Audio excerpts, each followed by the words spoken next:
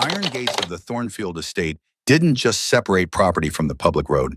They seemed to divide the living world from something else entirely. Something darker, something forgotten. Rowan Carter gripped the steering wheel of her battered 2016 Honda Civic until her knuckles went white. Rain hammered the windshield in sheets, turning the November Montana landscape into a watercolor blur of gray and green. The gravel driveway wound through towering Douglas firs, their branches clawing at the sky like skeletal fingers. She needed this job. God, she needed it. 3 months ago, she'd been a respected ER nurse at Denver General.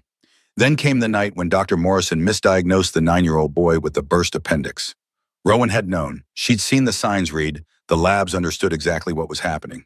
But when she tried to speak up, Morrison had cut her off with that condescending smile he reserved for nurses who forgot their place. The boy had survived. Barely. The lawsuit was still pending, and Rowan's conscience had kept her awake every night since. Denver General had let her go quietly. No fanfare, no fight. Just a polite letter thanking her for her service and suggesting she might be happier elsewhere. Elsewhere turned out to be an eviction notice taped to her Capitol Hill apartment door. 3 months of unpaid rent. $4,200 she didn't have. Then the email from Henderson Staffing had appeared like a miracle. Or a curse, depending on how this went. $8,500 a month to provide specialized care for a client in rural Montana. More than double her hospital salary. No questions asked about why she'd left her last position. The woman on the phone, a nervous man named Gerald Henderson, had been oddly vague about the details. The Thornfield family is very particular, he'd said, his voice tight with something that sounded almost like fear.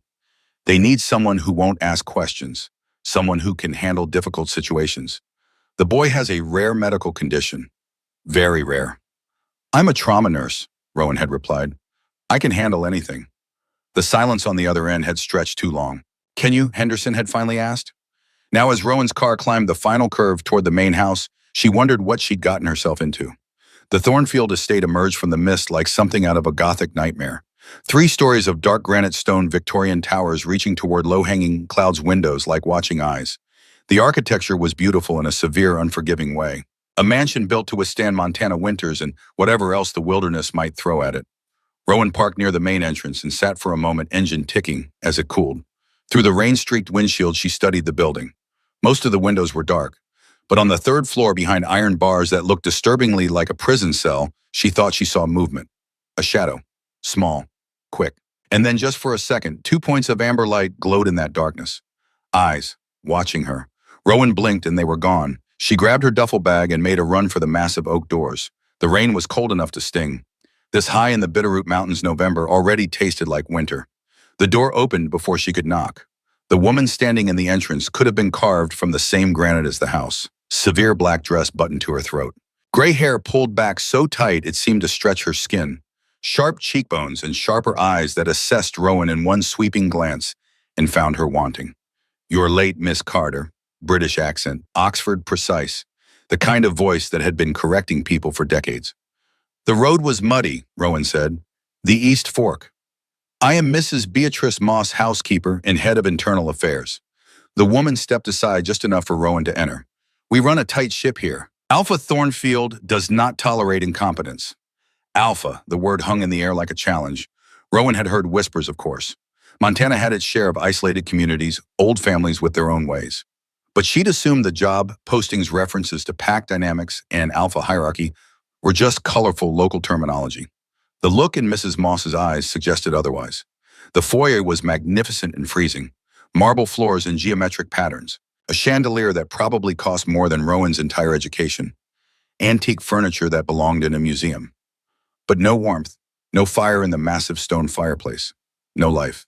Your assignment is the East Wing, Mrs. Moss continued, already moving toward a grand staircase. Specifically the nursery on the 3rd floor. Rowan followed her wet shoes squeaking on marble. The nursery, I was told this was a medical position, care for a child with special needs. Indeed, Miss Moss's tone could have frozen the rain outside. The previous staff quit 3 days ago. You are now the primary caretaker for young Master Eli. She stopped abruptly and turned her eyes boring into Rowan's. Do not listen to the rumors, Miss Carter. The boy is ill. He has a condition that prevents him from shifting back to human form. He is feral, potentially dangerous. You will wear gloves at all times. You will feed him through the slot in the door. You will not engage beyond what is absolutely necessary. Rowan felt her professional instincts flare. He's a child, not a prisoner. He is a catastrophe. The voice came from above, deep, resonant, the kind of voice that commanded battlefields and boardrooms. Rowan looked up. At the top of the stairs stood a man who seemed to fill the entire space, 6'4" easily, shoulders that strained against a charcoal dress shirt. Dark hair touched with just enough gray at the temples to suggest he'd earned every silver strand through hard experience. But it was his eyes that stopped her breath. Amber, pure molten gold glowing with an inner light that shouldn't be possible. Alpha Marcus Thornfield descended the stairs with a predator's grace, each step deliberate, controlled, as if he were constantly restraining something dangerous inside his own skin. He stopped 3 steps from the bottom, and even from that slight elevation, his presence was overwhelming. Rowan had treated gang members, cartel soldiers, men who'd killed without hesitation. None of them had ever made her feel quite this small. "You're the new help," Marcus's gaze raked over her. Clinical, dismissive. "Rowan Carter, I'm a registered nurse with... I don't care about your credentials." He came down the final steps and Rowan caught his scent. Rain, cedar, something metallic like old blood. "Mrs. Moss told you the rules." "She did, but break them and you'll be out on the street before your bag hits the floor." His voice dropped to something that wasn't quite a growl. "My son needs isolation to heal. Do not coddle him. Do not touch him unless absolutely necessary for basic care. And stay out of my way." He brushed past her close enough that she felt the heat radiating off his body despite the freezing house. The front door opened and slammed with enough force to rattle the chandelier. Rowan stood very still, processing. Her hands were shaking slightly. Not from fear exactly, from adrenaline, from the sheer wrongness of everything she just heard. A 5-year-old child isolated, treated like a dangerous animal, fed through a slot in the door. "Come along, Miss Carter." Mrs. Moss was already halfway up the stairs. "Alpha Thornfield has spoken." The 3rd floor was worse. The hallway stretched into shadows lit by dim electric sconces that flickered like dying candles. The air smelled wrong, bleach and lavender air freshener trying desperately to cover something organic. Something sick. Mrs. Moss stopped at a heavy oak door reinforced with iron bands. She produced a ring of brass keys that looked like they belonged in a medieval dungeon. "Breakfast at 6, dinner at 5. Raw meat mostly. The boy doesn't process cooked protein well anymore." She held out the keys. "Do not look him in the eye. He sees it as a challenge. Do not speak to him unless necessary. Do not enter the room if you can help it." "How am I supposed to provide medical care from outside the room?" Mrs. Moss's expression didn't change. "The previous 7 caregivers managed, or they tried to. 7. This year." Mrs. Moss turned to go, then paused. "One piece of advice, Miss Carter. Whatever you hear at night, whatever sounds come from that room, do not investigate. Alpha Thornfield has made his wishes clear. The boy must be left alone." Her heels clicked away down the hallway, fading into silence. Rowan stood alone in front of the locked door. From inside, she heard nothing. No movement, no breathing. Just oppressive silence. She unlocked the door and pushed it open. The room was spacious, but completely empty. 20 feet by 20 feet, maybe. Barred windows that would have offered a beautiful view of the Bitterroot Mountains if they weren't caked with grime. No furniture except a stained mattress in one corner. A few destroyed chew toys scattered across the floor. The floor itself was bare concrete, damp in spots. The smell hit her like a physical force. Urine, wet dog, sickness, neglect. "Hello?" Rowan's voice sounded too loud in the empty space. "Eli." A low growl emanated from the shadows behind the mattress. Rowan's training kicked in. She'd worked in Denver's roughest emergency room for 6 years. She'd treated violent drunks, meth addicts, mid-psychosis gang members who'd tried to finish fights in the waiting room. Fear was useless. Fear got you hurt. She slowly lowered herself to her knees on the filthy concrete, deliberately making herself less threatening. "I'm Rowan," she said softly. "I'm not going to hurt you, I promise." The growl intensified. But underneath it, Rowan heard something else. A whimper. Pain. Terror. From the shadows, a creature emerged. Wolf, but small, the size of a large golden retriever, maybe 40 pounds. Its coat was matted gray and brown, caked with filth and what looked like dried blood. Ribs showed through patchy fur. One ear was torn, barely healed. The left hind leg dragged, clearly injured or malformed. But the eyes, God, the eyes, they were the same molten amber as Marcus Thornfield's. Intelligent, aware, trapped behind the face of a wolf, but completely heartbreakingly human. The wolf limped forward 2 steps, then stopped. Bared its teeth, but there was no aggression in the gesture. Only fear. Only a desperate warning. "Don't hurt me. Please don't hurt me again." Rowan's throat tightened. This wasn't a dangerous animal. This was a terrified child in a body he couldn't control, kept in conditions that would get any facility shut down and prosecuted. She reached into her jacket pocket. Mrs. Moss had insisted she take raw steak from the kitchen to feed through the door slot. But on her way upstairs, Rowan had made a detour to grab something else. She held out a piece of roasted chicken she'd swiped from what looked like staff dinner prep. The wolf flinched, actually recoiled as if she'd raised a fist. "It's okay," Rowan whispered. "It's just food, real food. You're allowed to eat real food, Eli." The name seemed to register. The wolf's ears twitched. Its head tilted slightly. Rowan set the chicken halfway between them and sat back, waiting, not pushing. For a long moment, nothing happened. Then the wolf's nose twitched, sniffing. The scent of properly cooked food seemed to war with learned fear. Hunger won. The wolf lunged forward, grabbed the chicken, and swallowed it in one desperate gulp. Then it looked at Rowan, and the expression in those amber eyes was so achingly human that her heart broke. The wolf was waiting for punishment. For the hit that always came after feeding. When Rowan didn't move, didn't strike, the wolf let out a soft huff of breath, almost like surprise.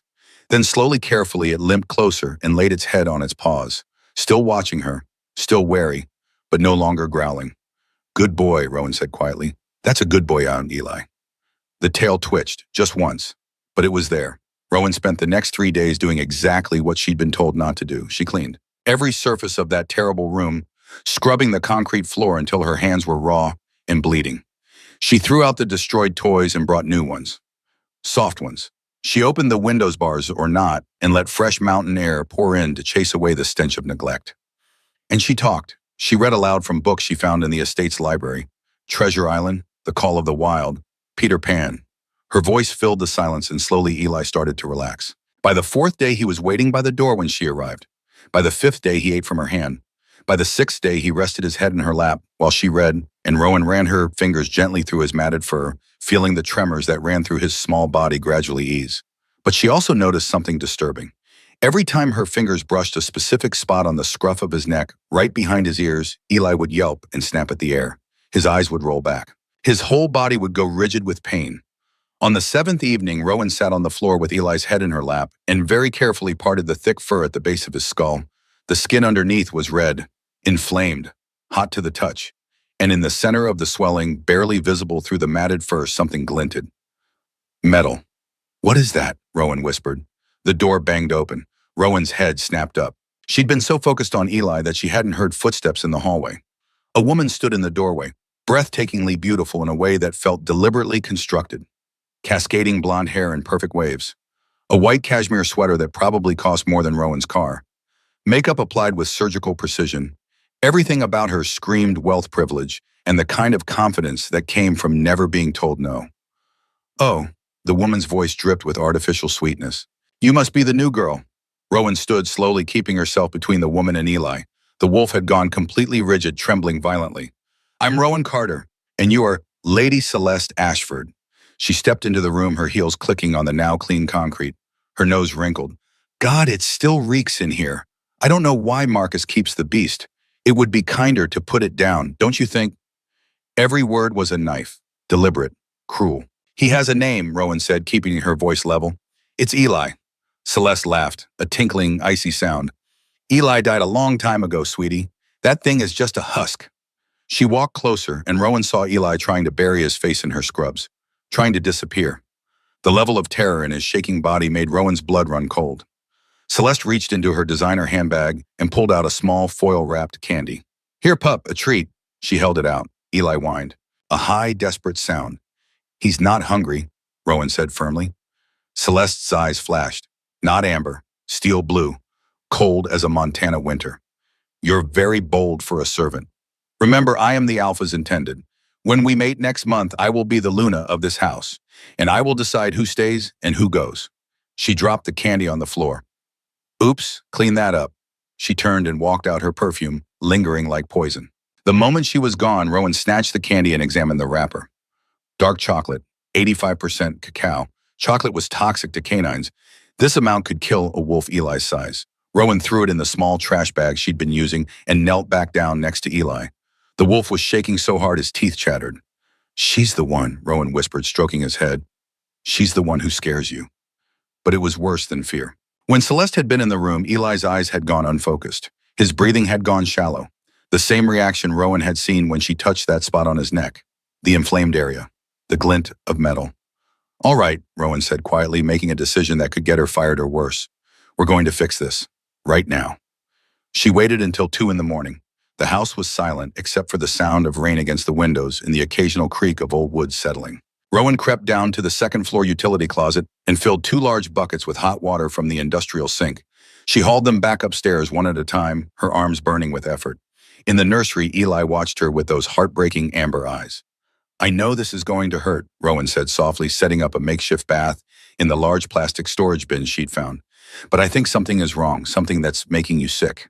And I need to see." She lifted Eli gently. He was shockingly light, mostly fur and bone. She placed him in the warm water, and he let out a small whimper, but didn't struggle. The water turned brown immediately. Rowan applied flea shampoo she'd bought with her own money, working the suds through his matted coat. She worked systematically. Paws, tail, back, getting closer to the neck. When her fingers touched the inflamed spot, Eli's whole body went rigid. A high-pitched whine escaped his throat. Shh, I'm sorry, baby, I'm so sorry." Rowan grabbed the flashlight she'd brought and shined it directly onto the wet fur. There, just beneath the surface of the skin, almost invisible in the thick muscle of his scruff. The head of something thin and metallic. Silver catching the light. Rowan pulled out the tweezers from her first aid kit. Her hands were shaking. She was a nurse, not a surgeon, but she knew what infection looked like, and that area was badly infected. Whatever this was, it needed to come out. "This is going to hurt," she warned. She clamped the tweezers around the tiny metal protrusion. It was slippery. She adjusted her grip, took a deep breath, and pulled. It didn't come out easily. The object was barbed, hooked, designed to stay embedded in flesh. Eli screamed, a sound that wasn't human or wolf, but pure agony. I'm sorry, I'm sorry, I'm sorry." Rowan's vision blurred with tears, but she didn't stop. She knew if she stopped now, she'd never have the courage to finish. One final pull, and the object slid free with a wet, horrible sound. Eli collapsed into the water, panting. Rowan dropped the tweezers, her hands shaking so badly she could barely hold the flashlight. In her palm lay a silver needle, 3 inches long, hollow in the center, and from the tip a viscous black fluid leaked into the bathwater where it sizzled and steamed like acid. The moment the needle came out, the redness in Eli's skin began to fade. The glaze over his eyes cleared. He took a deep breath, his lungs expanding fully for what might have been the first time in years. Rowan stared at the needle in horror. This wasn't an accident. This wasn't a medical device. This was a weapon, specifically designed to poison, to torment, to slowly kill. Someone had deliberately embedded a slow-release poison pump into a 5-year-old child's spine, keeping him trapped in agony, unable to speak, unable to shift, unable to do anything but suffer. The door to the nursery exploded inward. Marcus Thornfield stood there, chest heaving, eyes blazing pure red.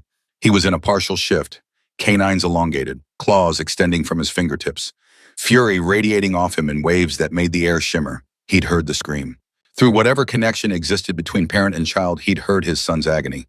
"What did you do?" The roar wasn't entirely human. He stormed into the room and grabbed Rowan by the arm, yanking her away from the bath with enough force that she slammed into the wall. Air rushed out of her lungs. "Get away from him!" Marcus reached toward the tub where Eli lay trembling. But Eli didn't cower.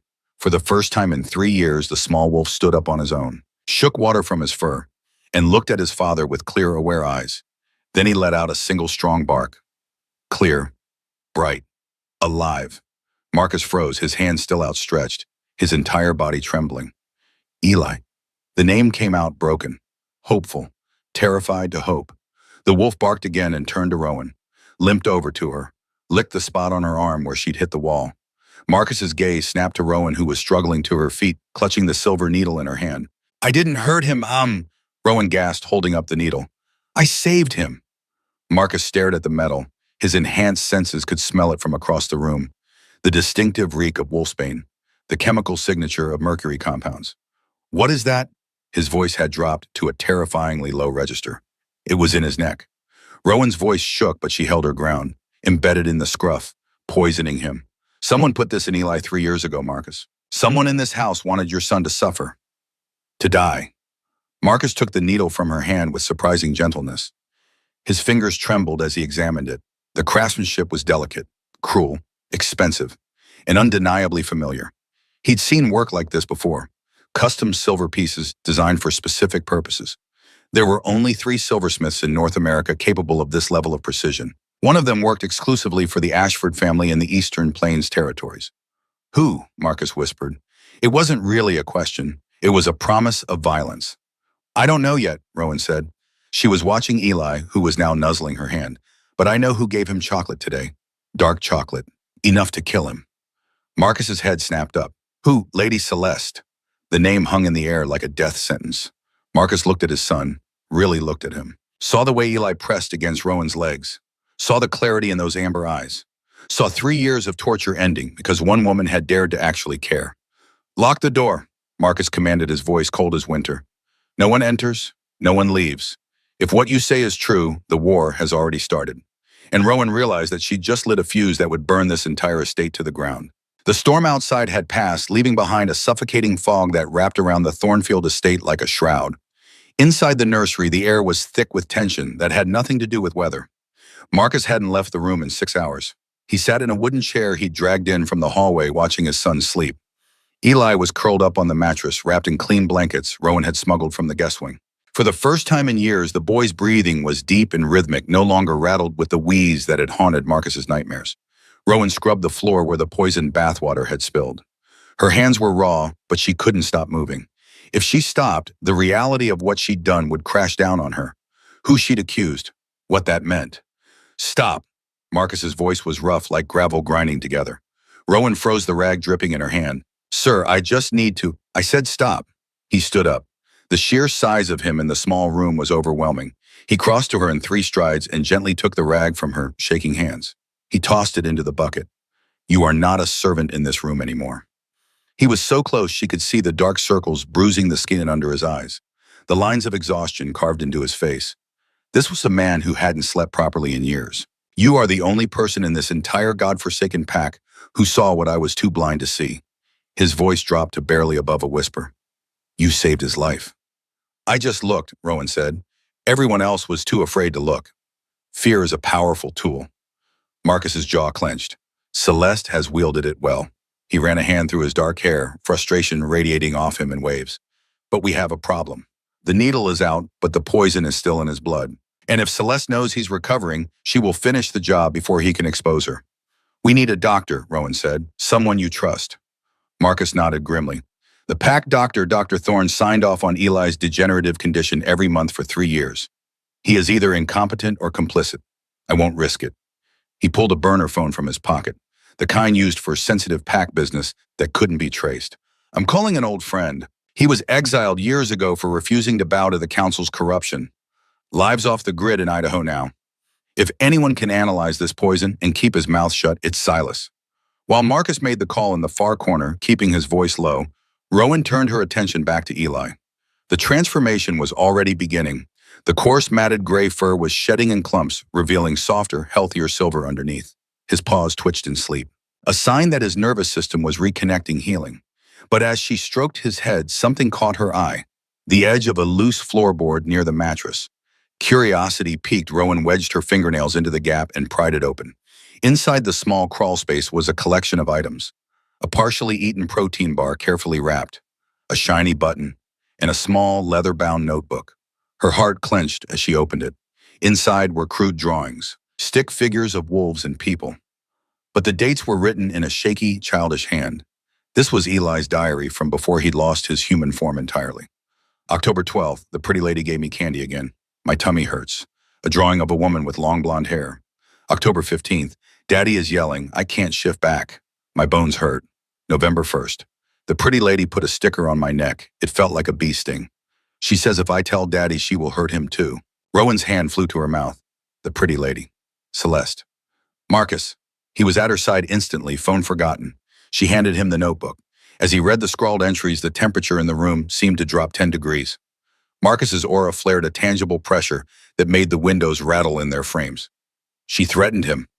The growl was so guttural it vibrated in Rowan's chest. She told a 5-year-old boy she would kill his father if he spoke. His hands trembled as he closed the book with a snap. This is proof. This is evidence. It's proof to you, Rowan said carefully, but to the Council of Elders, to the pack, they adore her. She's the daughter of the Southern Alpha. Her bloodline is impeccable. They'll say you forged this. They'll say a feral child's drawings are delusions. Marcus's eyes met hers and she saw the cold resolve hardening there. Then we have to catch her in the act. We have to make her confess. Help, the winter solstice ball is tomorrow night.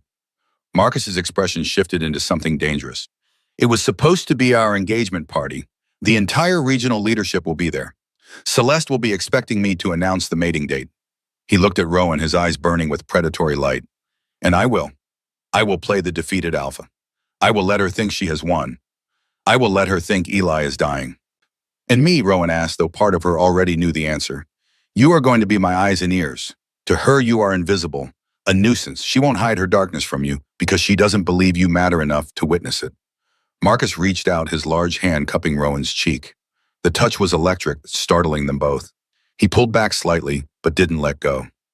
I need you to be brave, Rowan. One last time. Can you do that? Rowan looked at the sleeping wolf pup, then up at the man who was fighting a war alone in his own home. I'm in. The next morning, a battered Jeep pulled up to the service entrance. A man climbed out carrying a medical bag that had seen better decades. Dr. Silas Whitmore was 47, but looked older with a weather-beaten face and a thick beard shot through with gray. He moved with the careful efficiency of someone who'd patched up more wounds than he'd care to count. Marcus, his greeting was gruff. You said your boy was poisoned. You weren't kidding. He examined Eli with gentle hands, drawing blood samples, checking reflexes, studying the inflamed wound site where the needle had been. Wolfsbane, Silas confirmed, holding up a vial of Eli's blood to the light, mixed with organic mercury compounds. Whoever made this knew exactly what they were doing. The dosage was calibrated to suppress the wolf spirit and cause slow organ failure without killing outright. How long? Marcus's voice was barely controlled. At this concentration, Silas ran the numbers in his head. The boy should have been dead within 6 months.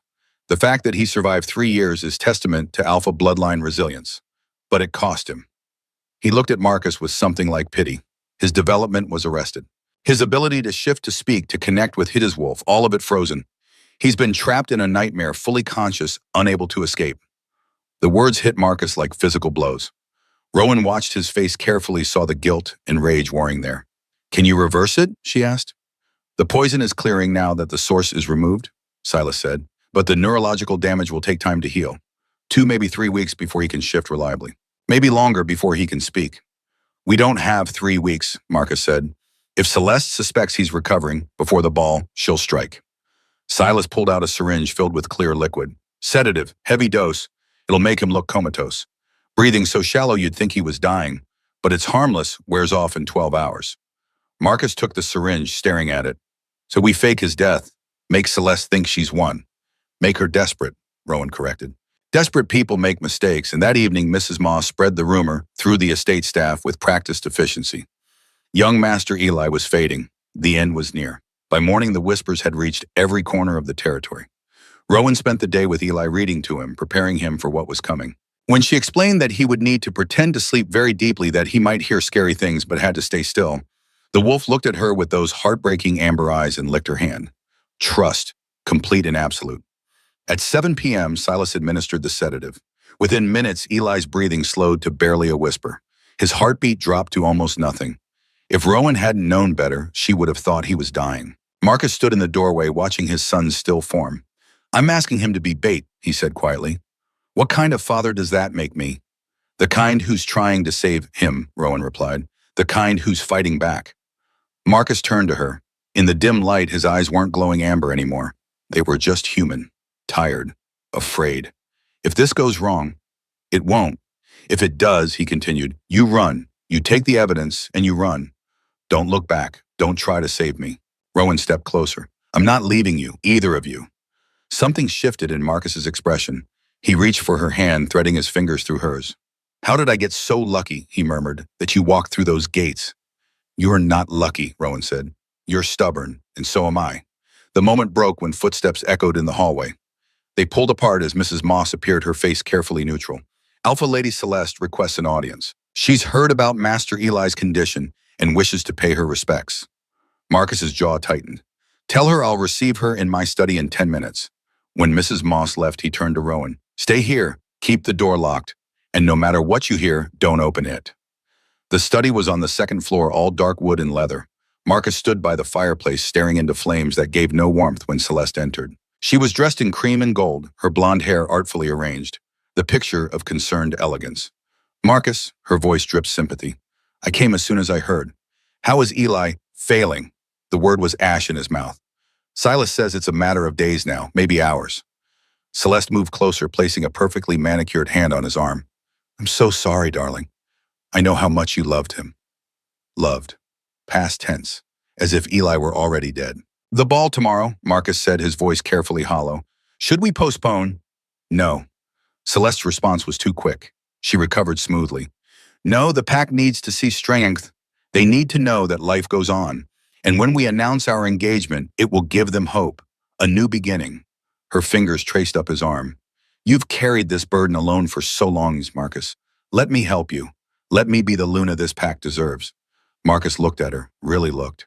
And for the first time he saw through the beautiful mask to the calculating predator beneath. You're right, he said quietly. The pack needs a new beginning. Celeste's smile was triumphant. I'll make you proud, my alpha. I'll give you strong sons, heirs worthy of the Thornfield name.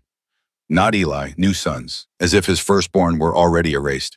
She leaned in to kiss him, but Marcus turned his head so her lips brushed his cheek instead. I should check on Eli, he said. Of course. Boss, Celeste stepped back. I'll see you tomorrow night. Wear the gray suit. It brings out your eyes. When she left, Marcus waited a full 5 minutes before moving. Then he pressed a hidden button beneath his desk. A small recorder clicked off. He had her on tape talking about Eli in the past tense, talking about replacement heirs. Not much, but something. It was past midnight when Rowan heard the soft knock on the nursery door. 3 taps paused 2 more, the signal Marcus had given her. She unlocked it to find not Marcus, but a young woman she'd never seen before. Mid-20s with auburn hair pulled back in a practical braid and eyes that held too much sorrow for her age. I'm Iris, the woman said quietly. Iris Thornfield, Marcus's younger sister. Rowan hadn't known Marcus had a sister, but now that Iris stood in the light, she could see the family resemblance. The same amber eyes, though gentler. The same proud bearing. Marcus sent me, Iris continued. He's dealing with some council members who arrived unexpectedly. Probably Celeste doing trying to keep him occupied. She carried a bundle of fabric. This is for you, for tomorrow night. Rowan unfolded it. A dress. Deep emerald green, simple but elegant.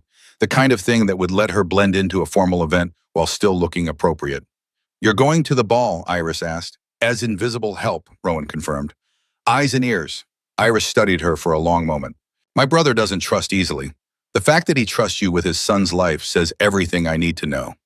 She glanced at Eli, still motionless on the mattress. Is he really sedated or? Sedated. He's safe. Iris knelt beside the mattress, reaching out to gently touch Eli's head. Tears streaked down her face. I haven't been allowed to see him in 2 years. Celeste convinced Marcus that visitors would upset Eli's delicate condition. Celeste has been isolating him, Rowan said, cutting off anyone who might notice the truth. I should have fought harder. Iris's voice broke. I should have demanded to see my nephew, but I was a coward. You're here now, Rowan said. That's what matters. Iris wiped her eyes and stood. Tomorrow night, I'll be at the ball. If you need help, find me. I'll be wearing midnight blue with a silver wolf pin. She paused at the door. Thank you, Rowan, for seeing him, for caring.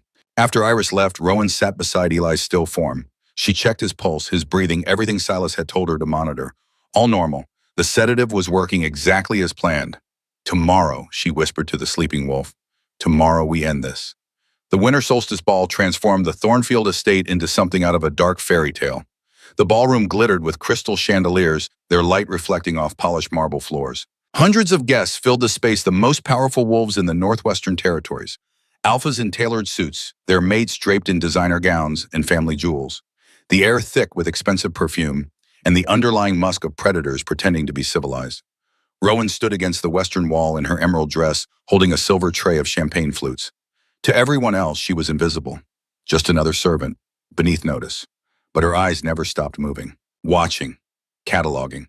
Marcus stood at the head of the room, devastatingly handsome in a charcoal gray suit, but his eyes were dead. He looked like a man going through the motions of living. Beside him, Celeste was radiant in crimson silk. She clung to his arm like a vine, playing the devoted fiancé to perfection. Doesn't she look beautiful, a guest murmured nearby. Such a perfect Luna. And he looks broken, her companion replied. The poor Alpha. Losing his son, and now having to go through with this engagement. Some say he only agreed because the council demanded it. Rowan's grip tightened on the tray. The council, of course. Celeste hadn't worked alone. Marcus raised his hand and the room fell silent. 500 pairs of eyes turned toward him. Thank you all for coming, his voice carried without a microphone that alpha resonance that demanded attention. Tonight marks the winter solstice, the longest night of the year, but also the turning point. From here, the days grow longer. Light returns. He paused and Rowan saw the muscle in his jaw tick. It seems appropriate, then, to announce that Lady Celeste Ashford has agreed to become my mate and the Luna of the Northern Ridge Pack. Applause erupted. Celeste beamed, pressing herself against Marcus's side. Rowan felt sick. Even knowing it was a performance, seeing them together like that made her chest tight. But then Marcus's eyes found hers across the crowded room. Just for a second. And in that glance was a message. Trust me. The celebration continued for another hour. Rowan worked the room, refilling glasses, clearing plates, and listening. She heard the whispered condolences about Eli, the speculation about how long the boy would last, the relief that Marcus would finally have the chance for a fresh start with a new mate. No one seemed to care that a 5-year-old child was dying. He was just an inconvenience, a sad footnote to the grand romance unfolding before them. At 9 p.m., Celeste excused herself to powder her room. Rowan watched her slip through the side doors leading to the garden terrace. This was it. Rowan deposited her tray and followed, keeping to the shadows of the heavy velvet drapes. The terrace was cold and empty. Celeste stood near the stone balustrade, lighting a thin cigarette. The cherry glowed in the darkness. A moment later, a figure emerged from the hedges, a man in Thornfield security uniform. Rowan's heart sank as she recognized him. Garrett Flint, head of security, a man Marcus had trusted for 15 years. Is it done? Celeste asked without preamble. The sedative you gave me is in the boy's water bowl, Garrett rumbled. If he drinks it, his heart will stop within the hour. It'll look like natural failure. The stress finally killed him. Rowan's blood turned to ice. The water bowl. They'd planned for Eli to wake up thirsty from the sedative, to drink. She had to get back to the nursery. Now, but Celeste was still talking. Good. Marcus is stalling, I can feel it. He's looking at me with suspicion. I need that brat dead before the announcement tonight. I want no loose ends when I take the title. And the payment, Garrett asked. Half the Thornfield treasury has agreed. Once I'm Luna, I'll sign the transfer. You can take your retirement in the Cayman Islands. Celeste flicked her cigarette butt over the railing. Make sure no one enters the nursery, especially that new maid. She's nosy. She's nothing, Garrett scoffed. Just a human. Humans are like rats, Celeste hissed. Small, but they carry diseases. Kill her too if she gets in the way. Make it look like an accident. Maybe she fell down the stairs in her grief over the boy's death. Rowan pressed a hand over her mouth to stifle a gasp. They were going to kill her, kill Eli, tonight. She had to warn Marcus. Had to get to Eli.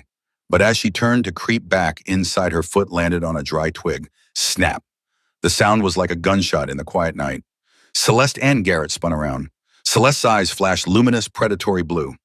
Who's there? She snapped. Rowan didn't wait. She bolted. She kicked off her heels and ran barefoot back through the terrace doors, weaving through the crowded ballroom.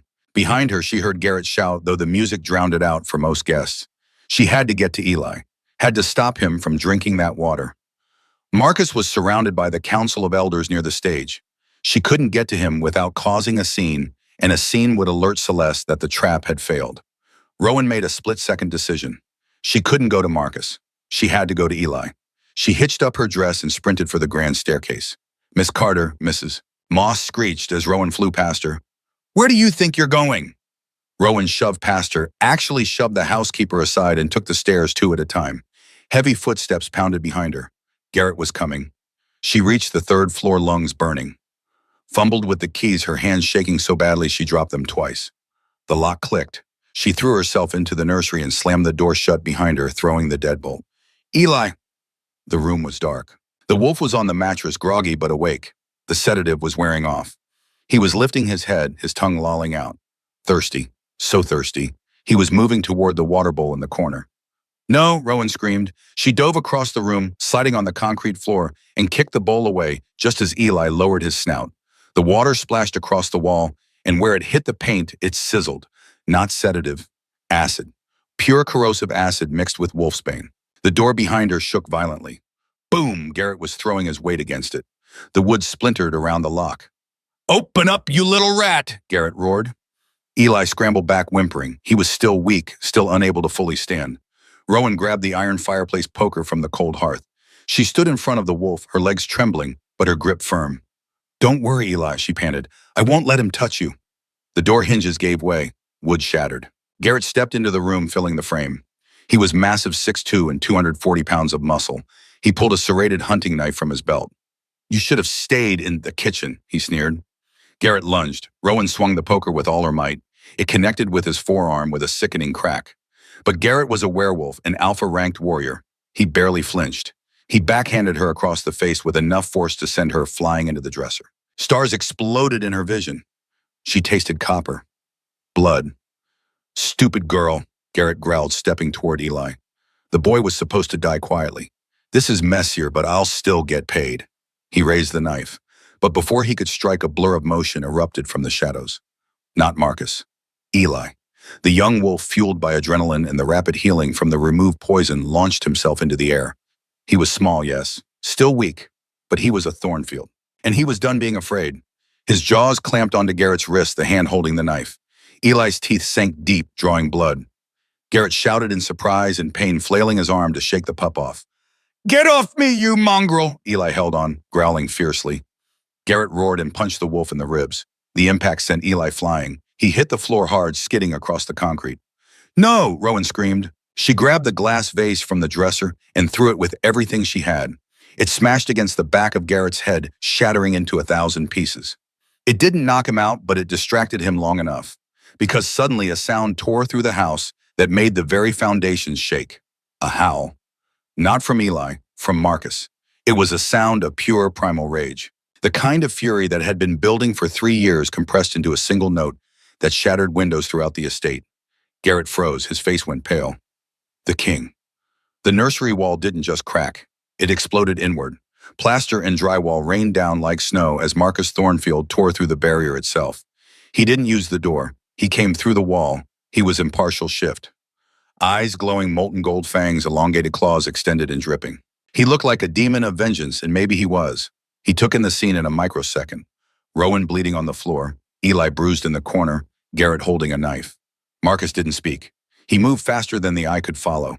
He grabbed Garrett by the throat and slammed him into the floorboards with enough force to crack the foundation of the house.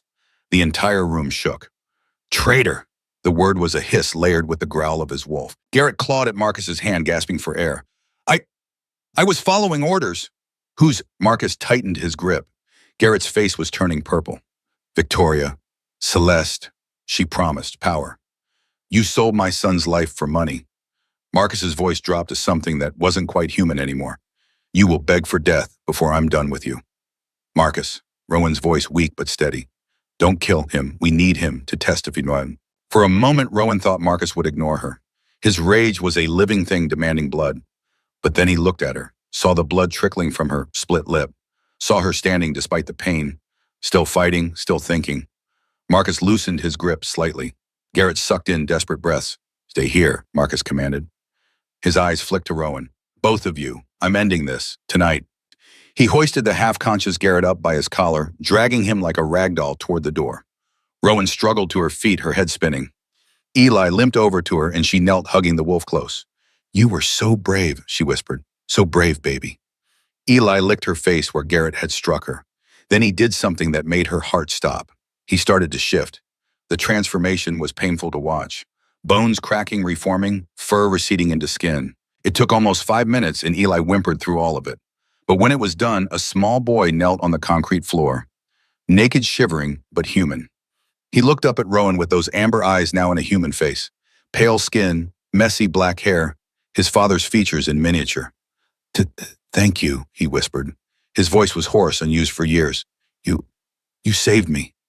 Rowan pulled him into her arms, tears streaming down her face. "You're okay. You're going to be okay now." From downstairs came the sound of screams. The ball had descended into chaos. "Come on," Rowan said, wrapping a blanket around Eli's shoulders. "Your father needs us." Together they made their way down to the ballroom, ready to face whatever came next. The grand ballroom had transformed from elegant celebration into battlefield chaos. Guests pressed against the walls, champagne glasses forgotten on tables, their eyes fixed on the spectacle unfolding at the center of the room. Marcus stood on the raised platform where he'd announced his engagement just hours ago. But now he held Garrett Flint by the collar, the head of security's face bloodied and swollen. Marcus threw him over the balcony railing. Garrett crashed onto the buffet table below, sending crystal and silver flying. The sound of breaking glass echoed like gunfire. Screams erupted from the crowd.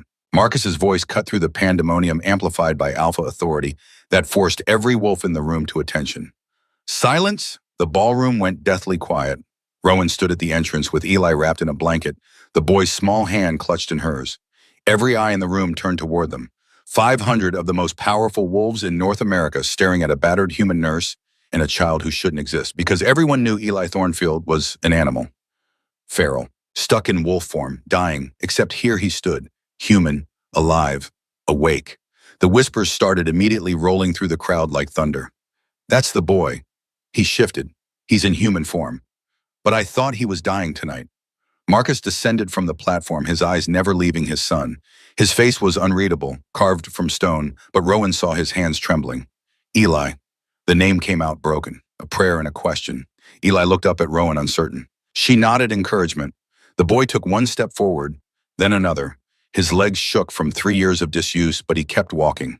Toward his father, toward the man he'd been separated from by poison and lies and fear. Marcus dropped to his knees, making himself small, non-threatening, letting his son come to him. When Eli reached him, Marcus pulled the boy into his arms and buried his face in his son's hair. His shoulders shook. The mighty Alpha King crying in front of his entire court. Marcus pulled the boy into his arms and buried his face in his son's hair. His shoulders shook. The mighty Alpha King overcome with emotion before his entire court. Not your fault, Dad. Eli's voice was small, still learning how to work again. The bad lady? She was smart. She fooled everyone. Marcus pulled back, cupping his son's face. The bad lady? Eli turned and pointed with a shaking finger across the ballroom. At Celeste. She stood near the eastern wall, her crimson dress like a bloodstain against the white marble. Her face had gone pale makeup, suddenly too stark against bloodless skin. Eli said, his voice growing stronger. Lady Celeste. She put the needle in my neck. She gave me poison candy. She said if I told, she'd kill you. The room erupted, voices overlapping, shouting, demanding answers. Marcus rose slowly and the crowd fell silent again. He looked at Celeste with eyes that burned like molten metal. Eli is mistaken, Celeste said quickly, her voice pitched to Carrie. Sweet, reasonable. The poor child is confused. 3 years of illness, and now this sudden recovery. His mind is playing tricks. Is it? Marcus's voice was deadly calm. Is his mind also playing tricks about the Silver Needle doctor? Silas Whitmore removed from his neck the one filled with wolfsbane and mercury. He pulled the needle from his pocket, holding it up. Even from across the room, the silver glinted under the chandelier lights. Gasps rippled through the crowd. Is his mind playing tricks about the diary he kept? Marcus continued. The one documenting every time you poisoned him, every threat you made. That could be forged, Celeste said, but her voice wavered. You're desperate, Marcus, grief-stricken. You're looking for someone to blame for your son's condition. Then explain this. Rowan stepped forward, pulling out her phone. Her hands still shook from the fight, but her voice was steady. I recorded this conversation tonight, on the terrace, between Lady Celeste and Garrett Flint. She pressed play. Celeste's voice filled the ballroom crystal clear. Is it done? Good. Marcus is stalling. I can feel it. He's looking at me with suspicion. I need that brat dead before the announcement tonight. I want no loose ends when I take the title. The crowd's murmur grew louder, then Garrett's voice. And the payment. Half the Thornfield treasury has agreed. Once I'm Luna, I'll sign the transfer. Rowan stopped the recording. The silence that followed was suffocating. All eyes turned to Celeste. Her mask of composure cracked. Just slightly. A flash of rage crossed her beautiful features before she smoothed it away. That proves nothing, she said. Audio can be manipulated, edited. You're framing me because you found some new pet to warm your bed. She gestured dismissively at Rowan. A human, Marcus, really? You'd throw away our alliance, our future for a servant. I would throw away everything, Marcus said quietly, to protect my son, something you never understood. He turned to the crowd. But you're right about one thing, Celeste. You deserve a fair hearing. Garrett. Guards dragged the battered head of security forward. His face was swollen, one eye completely shut. But he was conscious. Tell them, Marcus commanded. Tell them what you told me. Garrett's good eye found Celeste. For a moment, something like regret flickered there. I'm sorry, my lady, he said, but I'm not dying for you, foe. He turned to the crowd. Everything on that recording is true. Lady Celeste approached me 4 years ago. She wanted Marcus Thornfield as her mate, but his wife Isabella was in the way. So we poisoned her, slowly, over 8 months. Made it look like lupus. The room exploded, shouts, denials, accusations. Marcus raised his hand and silence fell again. Continue. When Isabella died, we thought it was over, Garrett said. But then there was the boy, Eli, living proof of Marcus's love for his first wife. Lady Celeste couldn't stand it. She wanted him gone. But if he died outright, it would raise suspicions, so we made him suffer instead. He hung his head. I embedded the needle 3 years ago, during one of his medical checkups. Celeste distracted the doctor while I did it. The poison was designed to keep him in wolf form, to make him weak, sick, useless. So Marcus would see him as a burden instead of a son. You're lying, Celeste shrieked. He's lying to save himself. Am I? Garrett reached into his pocket with his uninjured hand and pulled out a folded piece of paper. This is a bank statement, $500,000 deposited into my account over 3 years, all transfers originating from Ashford Territory accounts. He threw it at Marcus's feet. I kept records. I'm not stupid. Marcus picked up the paper, scanned it, then passed it to Elder Thomas, the most senior council member present. The old wolf examined it, his face growing grave. These are legitimate transactions. I recognize the account numbers. They're tied to the Eastern Plains Treasury. My father's accounts, Celeste said quickly. I have no control over those. Don't you? A new voice cut through the crowd. Everyone turned as a figure pushed through to the front. Alpha Harrison Ashford, Celeste's father. He was a massive man even by wolf standards. 6'5", silver-haired, with a scar running from his right temple to his jaw. He wore the formal gray of the Eastern Plains, and he looked like he'd aged 10 years in the past 10 minutes. Daughter. His voice was soft, dangerous. Tell me the truth. Did you do this? Celeste's composure finally shattered. She looked at her father with wild eyes. I did it for us, for our family, for the Alliance. By murdering an innocent woman, by torturing a child. He was in the way. Celeste's voice rose to a shriek. Marcus would never look at me while that brat existed. I had to make him useless. I had to make Marcus desperate enough to accept the engagement. The confession hung in the air like poison. Harrison closed his eyes. When he opened them, they were wet. I taught you to be strong, Celeste. I taught you to be ambitious. But I never taught you to be a monster. He turned to Marcus. I didn't know. I swear on my honor as Alpha, I didn't know. I believe you, Marcus said. But the fact remains. Your daughter murdered my wife and tortured my son. And she would have killed them both if Rowan hadn't stopped her. Harrison looked at Rowan for the first time, really looked at her. A human woman bleeding and bruised standing between his daughter and justice. What would you have me do? Harrison asked. The law is clear, Marcus said. Murder of a pack member, attempted murder of an heir, conspiracy with intent to commit treason. The penalty is death or permanent exile. No, Celeste lunged forward, but guards grabbed her arms. Father, don't let him do this. I'm your daughter. Harrison's face was stone. You were my daughter. The woman who did these things is someone I don't recognize. He stepped forward and with his own hands removed the ceremonial collar from around Celeste's neck. The silver wolf pendant that marked her as an Ashford, as someone of worth and standing. I hereby strip you of your name, your title, and your place in the Eastern Plains Pack, Harrison said, his voice formal, final. You are Exo. You are nothing.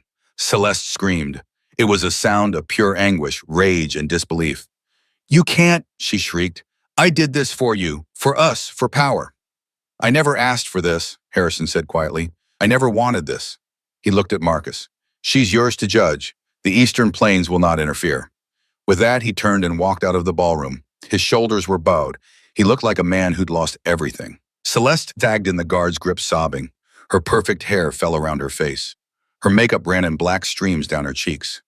Marcus approached her slowly. I loved Isabella, he said softly. She was kind, generous, everything good in this world, and you took her from me. She was weak, Celeste spat, just like that human whore you're protecting now. Marcus's eyes flashed dangerously. Rowan Carter has more strength in one finger than you have in your entire being. She saved my son. She saw him.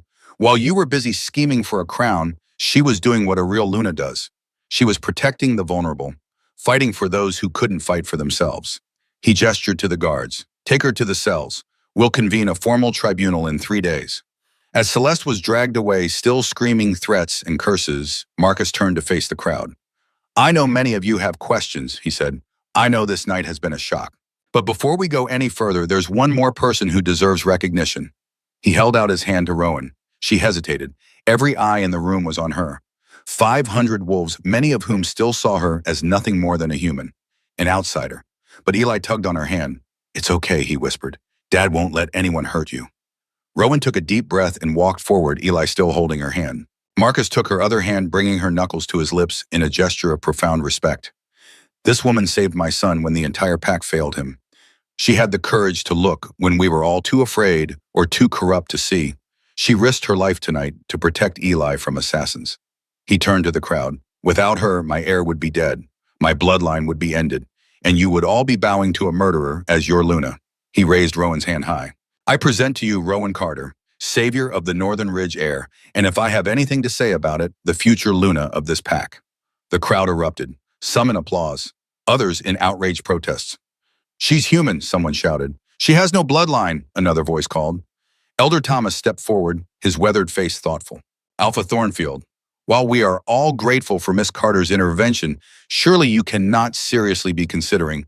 I can and I am, Marcus interrupted. The law states that an alpha may choose his mate. I choose her. But the council, Marcus's voice dropped to a dangerous purr, has shown tonight that it is capable of corruption. 3 of your members accepted bribes from Celeste. They voted to push this engagement knowing that it served the Eastern Plains more than the Northern Ridge. Elder Thomas had the grace to look ashamed. We were wrong, but surely— No more surely, Marcus said. I am Alpha King. My word is law. And I say Rowan Carter has earned her place here through courage, compassion, and sacrifice, more than many of you can claim. He looked down at Rowan, his amber eyes intense. If she'll have me. Rowan's heart hammered. This wasn't how she'd imagined this moment. Covered in blood and bruises, surrounded by hostile strangers, with a traumatized 5-year-old clinging to her hand. But when she looked at Marcus, she saw something she'd never expected to find.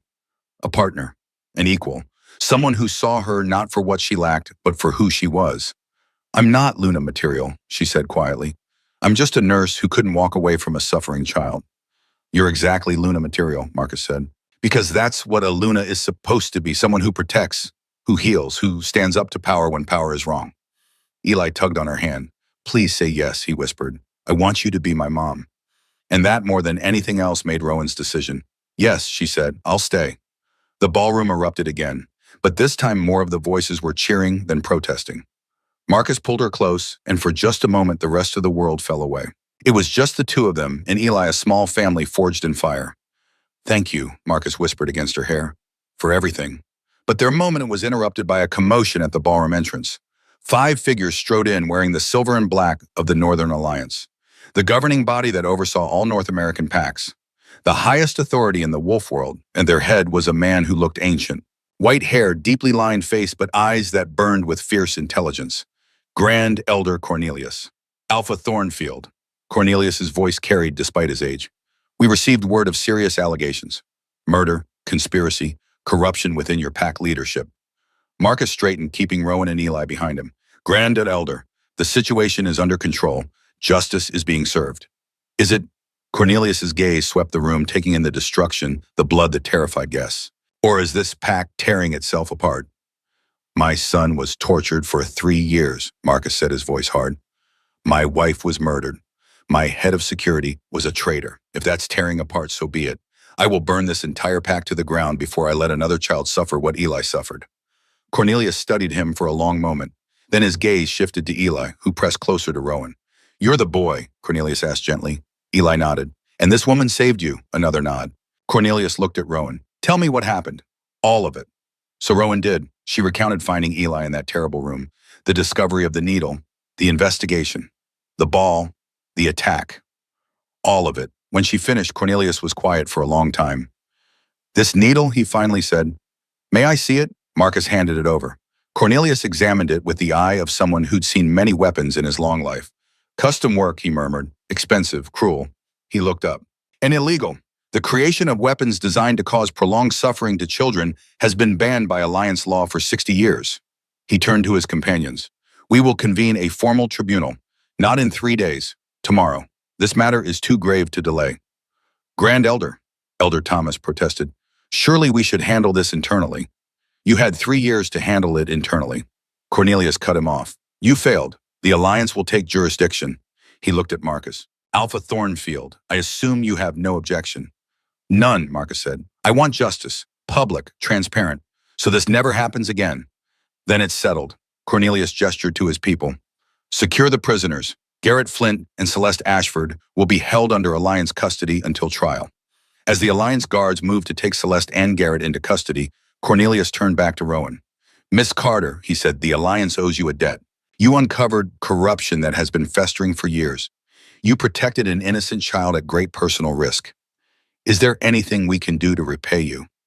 Rowan thought about her old life in Denver, the apartment she'd lost, the career that had ended in failure.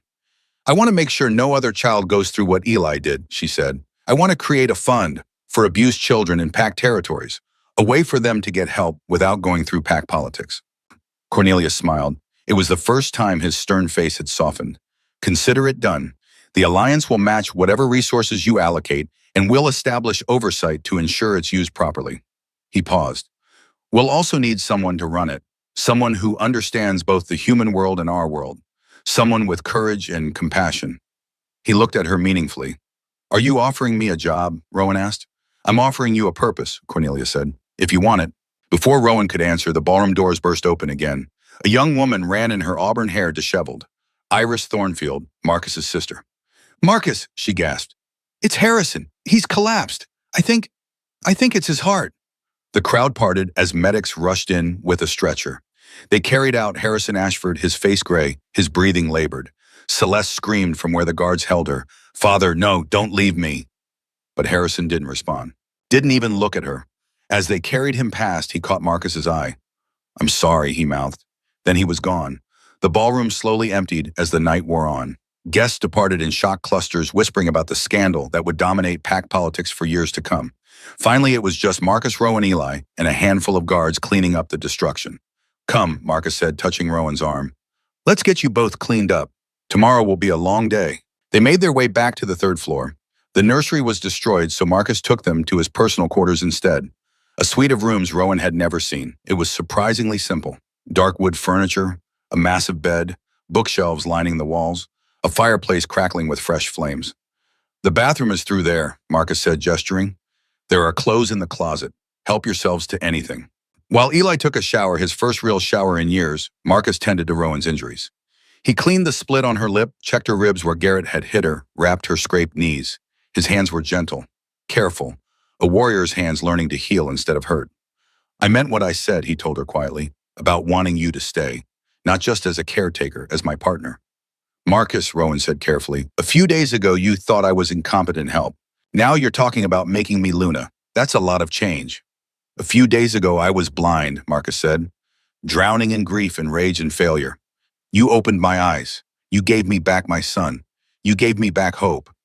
He cupped her face gently, mindful of her bruises. "I'm not asking you to love me, not yet. That will take time.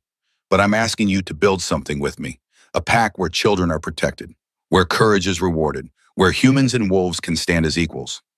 "That's a beautiful dream," Rowan said, "but dreams and reality are different things." "Then help me make the dream real." Before Rowan could answer, Eli emerged from the bathroom wrapped in a towel far too big for him. His hair was clean, sticking up in black spikes. His face was thinner than it should be, but his eyes were bright. "I'm hungry," he announced. Marcus laughed. It was the first time Rowan had heard him truly laugh. "Of course you are. Let's raid the kitchen." The three of them made their way downstairs in the dark, quiet house. In the massive kitchen, Marcus cooked scrambled eggs and toast, while Eli sat on the counter swinging his legs and chattering about everything he'd been unable to say for 3 years. Rowan watched them, father and son, reconnecting, and felt something shift in her chest. This was what she'd been searching for without knowing it. Not just a job, not just a purpose, a family. "Rowan," Eli's voice pulled her from her thoughts. "Are you really going to be my mom?" "If you want me to be," she said. "I do." He smiled, and it was like sunrise. "You're the best mom ever." "Hey," Marcus protested mildly. "She hasn't even officially accepted yet. Don't jinx it." Eli giggled. "She will. She loves us, I can tell." And looking at them both, Rowan realized the boy was right. Somewhere between finding a poisoned child and fighting assassins, and standing up to 500 hostile wolves, she'd fallen in love. Not the dramatic instant kind, but the real kind. The kind built on respect and shared purpose, and choosing to stand together against the darkness. "Yes," she said, "I'll stay. I'll be your Luna, Marcus, and your mom, Eli, if you'll have me." Marcus crossed to her, pulled her close, and kissed her. It was gentle, reverent, a promise of all the tomorrows they'd build together. When they pulled apart, Eli was making exaggerated gagging sounds. Gross, he declared. Grown-up kissing is gross. You'll understand when you're older, Marcus said, ruffling his son's hair. Never, Eli said firmly. I'm never kissing anyone. Girls are weird. Rowan laughed until tears ran down her face. Happy tears this time. The tribunal convened the next day in the Great Hall of the Thornfield estate. Grand Elder Cornelius presided with 2 other Alliance elders flanking him. Every ranking member of the Northwestern PACs was in attendance, along with reporters from PAC media outlets across the continent. This wasn't just a trial, it was a reckoning. Celeste was brought in wearing prison gray, her hands bound with silver chains. Without her makeup and designer clothes, she looked smaller, younger, more human than she'd ever appeared in public. Garrett followed, limping from his injuries. The charges were read: murder, attempted murder, conspiracy, corruption, torture of a minor. The evidence was presented: the needle, the bank records, the recordings, Eli's diary, Garrett's confession. And then Eli testified. He sat in a chair far too big for him, his feet dangling above the ground. But when he spoke, his voice was clear and steady. She hurt me, he said, pointing at Celeste, for 3 years, every day. I wanted to tell my dad, but she said she'd kill. So I stayed quiet. I thought I was protecting him. His voice broke. But I was just scared. You were brave, Cornelius said gently. You survived. That took courage. After 3 hours of testimony, the verdict was unanimous. Guilty on all counts. Celeste didn't react. She just stared straight ahead, her face blank. The sentence, Cornelius announced, is life imprisonment on Silver Moon Island, the Alliance maximum security facility in Alaska. No possibility of parole. All titles and properties are forfeit. You will live out your days in isolation, removed from PAC society permanently. Celeste finally looked up. I regret nothing, she said. I did what I had to do to survive in a world that values power over everything else. You're wrong, Marcus said from the gallery. The world values many things: love, honor, sacrifice. You just never learn to see them. Celeste laughed bitterly. Love didn't save Isabella. Honor didn't save your son. Sacrifice won't save you. Power is all that matters. And where did power get you? Rowan asked quietly. Celeste's laughter died. She had no answer. As the guards led her away, she looked back once at her father, who sat in the front row. Harrison's face was still gray from his heart episode, but he'd insisted on attending. I'm sorry, Father, Celeste said. Harrison didn't respond. He just closed his eyes. Garrett's trial was shorter. He'd cooperated fully, providing detailed records of every bribe, every conspiracy. In exchange, his sentence was reduced to 25 years, with possibility of parole after 15. I have one question, Cornelius said to Garrett before sentencing. Why did you do it? You were head of security, trusted, well paid. What made you betray all that? Garrett was quiet for a long time. Greed, he finally said. Simple greed. She promised me enough money to retire to a life of luxury, and I thought the boy would die quickly. I didn't think he'd suffer for years. That was never the plan. The road to hell, Cornelius said, is paved with good intentions and bad choices. When the trials ended, Cornelius called a special session. There is one more matter to address, he said. The Northern Ridge PAC has experienced significant trauma. Leadership has been compromised. The council has been corrupted. Normally, we would assign an Alliance administrator to oversee transition. He paused. However, Alpha Thornfield has demonstrated exceptional judgment in this crisis, and he has proposed reforms that the Alliance believes should be implemented PAC-wide. Marcus stood. I'm proposing democratic elections for half the council seats. The other half will remain appointed by the Alpha, but the elected members will have veto power over major decisions. This will prevent any one faction from gaining too much control. I'm also proposing the creation of a child welfare division, Rowan added, standing beside Marcus. Every PAC will have an independent advocate whose job is to investigate allegations of child abuse. This advocate will report directly to the Alliance, not to PAC leadership. Cornelius smiled. The Alliance approves both measures. Furthermore, we are appointing Miss Rowan Carter as the Alliance's first ever special advisor for child welfare. She will oversee implementation across all North American PACs. The room erupted in applause. Not everyone was happy about it, but no one could argue with the results. After the session, Harrison approached Marcus and Rowan. He looked like he'd aged a decade. I want to apologize, he said, for my daughter, for failing to see what she was becoming, for the pain my family has caused yours. Marcus studied him. You didn't know. I believe that. I should have known, Harrison said. I raised her to be ambitious, but I forgot to teach her limits, boundaries, compassion. He looked at Eli, who was sitting with Iris nearby. I have no right to ask, but may I speak with the boy? I want to apologize to him directly. Marcus looked at Rowan. She nodded. Eli, Marcus called. There's someone who wants to talk to you. Eli approached cautiously. Harrison knelt down to be at eye level. Young Prince, Harrison said formally, I am responsible for the woman who hurt you. I failed in my duty to raise her properly. For that, I am deeply sorry. Eli looked at him for a long moment. Then he said, You didn't hurt me. She did. You're not her. The simplicity of it broke something in Harrison's face. Tears ran down his weathered cheeks. Thank you, he whispered. You have more wisdom at 5 than I've gained in 58 years. He stood and turned to Marcus. The Eastern Plains pledges eternal peace with the Northern Ridge.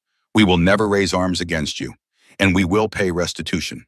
$5 million to establish the Child Welfare Fund Miss Carter proposed. That's generous, Marcus said. It's not enough, Harrison replied, but it's a start. He left shortly after, his shoulders bowed, but his head high. He's a good man, Rowan said, watching him go, who made a bad mistake trusting his daughter. We all make mistakes, Marcus said. The measure of character is what we do after. 6 months later, the Thornfield estate looked entirely different. The dark, oppressive atmosphere was gone. Windows were open, letting in summer sunshine. The gardens bloomed with flowers Iris had planted. Children's laughter echoed through halls that had been silent for too long. Eli, now 6 years old, ran through those halls with a pack of friends. Children of warriors and advisors who'd been encouraged to visit to play, to help Eli remember what it meant to be a normal kid. He could shift flawlessly now, wolf to human and back with barely a thought. Dr. Silas had declared him fully recovered, with no lasting damage except for the memories. Those would take longer to heal. Rowan stood on the balcony of the master suite watching Eli play tag with 5 other children in the garden below. She was 3 months pregnant, barely showing, but she rested a hand on her stomach anyway. Marcus came up behind her, wrapping his arms around her waist. What are you thinking about? How different everything is, she said. 6 months ago, I was unemployed and desperate. Now I'm Luna of the Northern Ridge, special advisor to the Alliance, and pregnant with the future heir. Regretting it, Marcus asked, but his tone was teasing. Not for a second, Rowan said, though I do miss being able to see my feet. Marcus laughed and kissed her temple. You're beautiful. I'm enormous. Beautifully enormous. Rowan elbowed him gently. Flatterer. A knock on the door interrupted them. Iris poked her head in. The council is assembled for your announcement, she said. Marcus nodded. We'll be right down. The new council met in the Great Hall, but it looked different now. 9 seats instead of 12. 5 of them occupied by wolves who'd been elected by popular vote from across the territory. It had been contentious, but ultimately successful. Elder Thomas had retained his appointed seat, though he'd aged considerably since the scandal. He'd spent the past 6 months working to regain the pack's trust. Marcus stood at the head of the table, Rowan beside him. Thank you all for coming, he said. We have several announcements. First, the Child Welfare Fund has now helped 73 children across North American PACs. Abuse cases are being investigated and prosecuted. The culture is changing. Applause around the table. Second, Miss Carter and I will be formally mated in a ceremony next month. All PAC members are invited. More applause. Some of the council members who'd initially opposed a human Luna had softened over the months. Rowan's work had earned their respect. And third, Marcus smiled, we're expecting a daughter in 6 months. The room erupted in cheers. Even Elder Thomas was smiling. After the meeting, Marcus and Rowan walked through the gardens. Eli spotted them and came running, his friends trailing behind. Mom, Dad, he shouted, we found a bird's nest with babies in it. Did you touch them? Rowan asked. No, Eli said virtuously. You said not to. The mama bird needs to take care of them. Good boy. Eli's friends crowded around excitedly describing the birds.